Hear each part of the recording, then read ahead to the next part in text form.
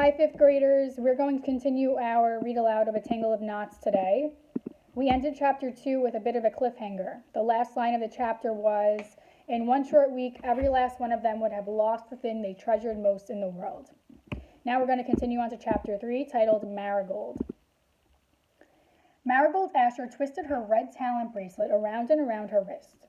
It was the thing she treasured most in the world, because it was the thing that was finally going to help her discover her talent. This was the day she could feel it.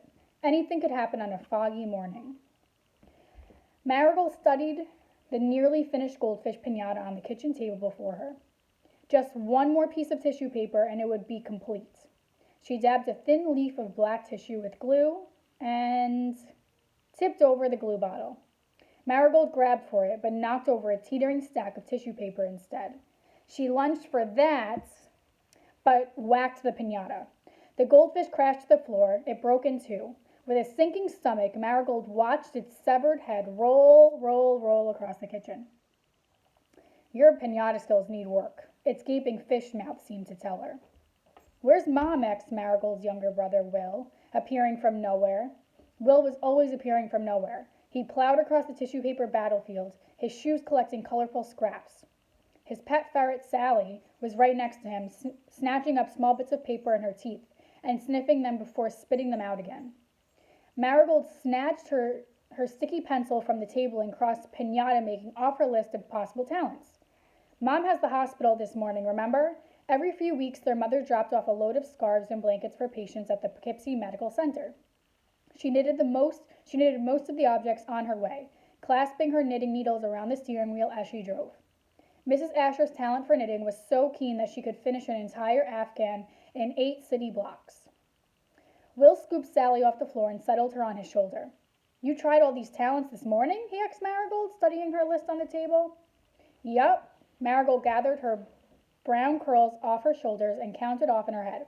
Running backward, making applesauce, doing jumping jacks, gargling, blowing bubbles, slicing garlic, making a house out of playing cards, straining popcorn, organizing furniture, drawing mazes, and making piñatas. Wow. Dad even convinced me my talent might be vacuuming, she told her brother, scraping a bit of orange tissue off the tabletop as she spoke. He got me to do the whole living room before he left for the grocery store. Mr. Asher was the head librarian at the local high school, so he had summers off. He also had an unusual, if not particularly useful talent. While most people in the world could fold a sheet of paper in half no more than 7 times, Mr. Asher could do it 12. It was a trick he'd often perform for school groups, if someone brought him a bit of orange nugget. Mr. Asher had a soft spot for orange nugget. Don't worry, Mary, Will said, scratching Sally's belly. She clicked a few satisfied click clacks, then wrapped herself around his neck, settling into a quiet snore. A sleepy scarf. You'll find it. Marigold grabbed a damp dish towel from the edge of the sink to better scrub at her tabletop. Thanks, Will. Maybe next I should try something a little less mess. Marigold looked up. Will? Her brother was gone. It wasn't an uncommon occurrence, Will going missing. He had a talent for it, after all.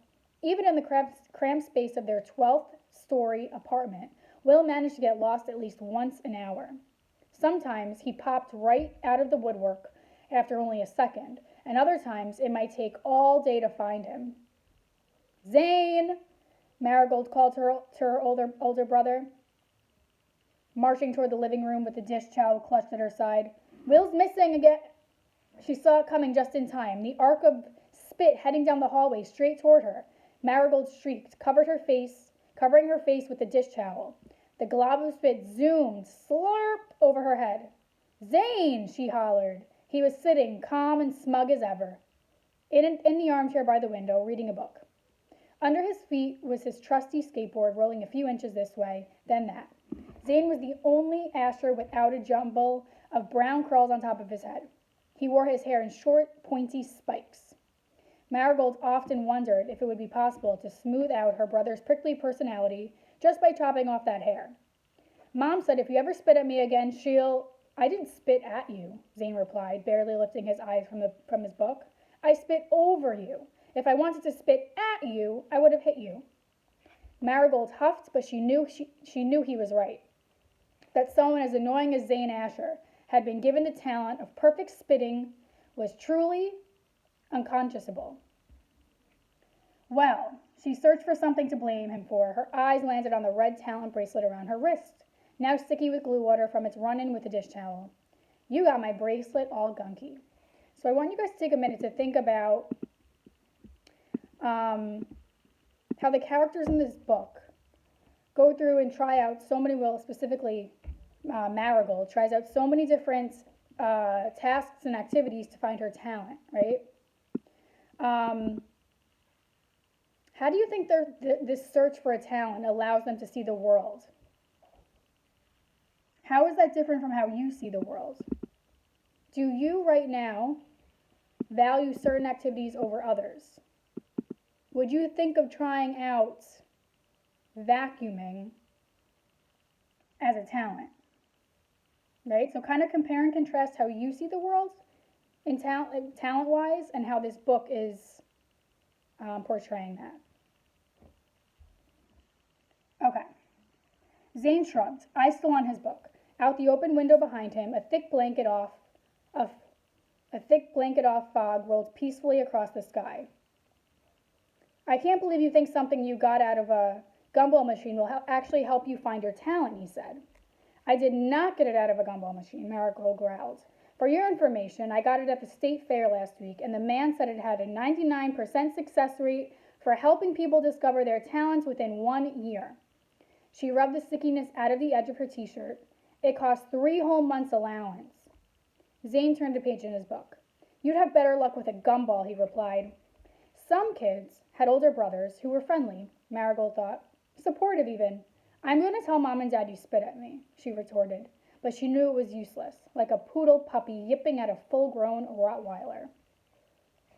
If you do that, Zane told her, the skateboard whirring under his feet, as his eyes scanned his book, not even the least distracted, I'll tell them you haven't practiced oboe in a week.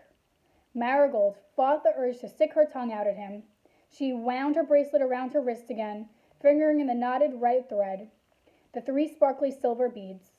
10 years old and no talent. That was Marigold Asher. No one in the Asher family could possibly understand what it was like to still be searching, to constantly worry that you might be fair, with a capital F. After all, weren't the majority of the people in the world without any talent middle children just like Marigold? Middlings, that's what they called them. What do you guys think this line means? To constantly worry that you might be fair. Now, fair has a capital F, just like talent has a capital F. So, obviously, talent means you can do something specific really well, right? So, what would fair mean then? Well, she wasn't. Marigold had a talent hidden somewhere deep inside her. She was sure of it. All she needed to do was find it. So what was the use in wasting time at something you knew you stunk at, like practicing the oboe, when you could be discovering your one true talent? I'm going to look for Will, Marigold said, shooting Zane a final glare as she left the room. Try not to kill anyone, all right? If only she had known what a wise warning that would turn out to be. Okay, so we have Marigold in this chapter. She has 2 brothers. One brother is Zane. The other brother is Will. And she's searching for her talent. And like I said before, some people have talents that they can do really well, and other people are fair, as it states in the book.